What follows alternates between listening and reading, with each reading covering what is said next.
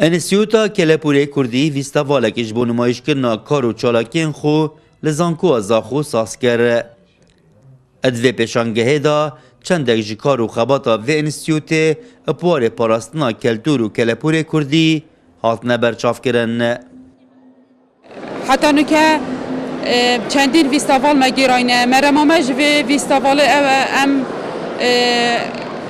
جیلینی آشناب که کلتوری و چونکه هزارها آیتمن نزانن که کلتور چیه مدویت پرکاوا ویستاوالا ام جیلینی آگدار بکن که چند دولمند کلتور روزنامه‌وانێک جید بیشترین کار پاراستنا کلتور و کلپور کردی وەکو پێتیڤینی نەو پێتیڤە باشتر خۆ لێ بکردنە خوددان. چون باش بو شون مرحله کو باش ببرن يعني انت بيقول باش بو بجن وتشتكي باش بجمينن وشون قالك سترون بيجت كيفن دفخ خرفه كنفا وتشوفك كيف دور رجال هنا بكن ليه مخابن الفيديو مو هيك ازبينم يعني شو لون يعني راوسلاي يا بيدفيه وقالك فرا دعمك بردهم هاريكا بردهم بيتكن بو في انستوتي چونكو براستي اوانو شون خزينه گلك دولمند بكم كان سروک انستیتوتا کلپوری کردی آمارا و انستیتوت برچاف کتنو و بیشتن هکر پشتوانی هبتن لشین کارم باشتر انجام بدن. 150 کتاب تحقیقاتی مانه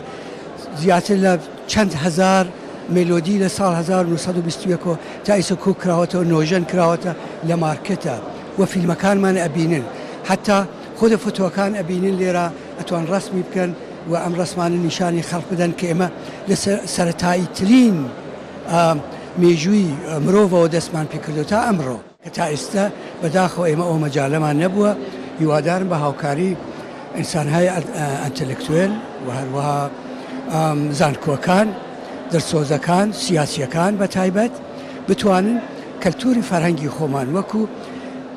کەلتورێکی پێشکەوتووی دنیا بتوانن قبولی بکەن. انستیتوتا کلپوری کردی ساڵا 2003 لە باژێرە سلێمانی هاتیە دامەزراندن و وەش دامەزراندنا خو تا ئەڤر و ڕژەکە باش یاستران و کەلەپور و کەلتورێ کوردەواری پاراستیا و بگوتنا برپرسن و انستیتوت هکر پشتوانی لوان بهتا کرن دشین تا رادکا باش کلتور و کلپور کردی جنافچون پارێزن.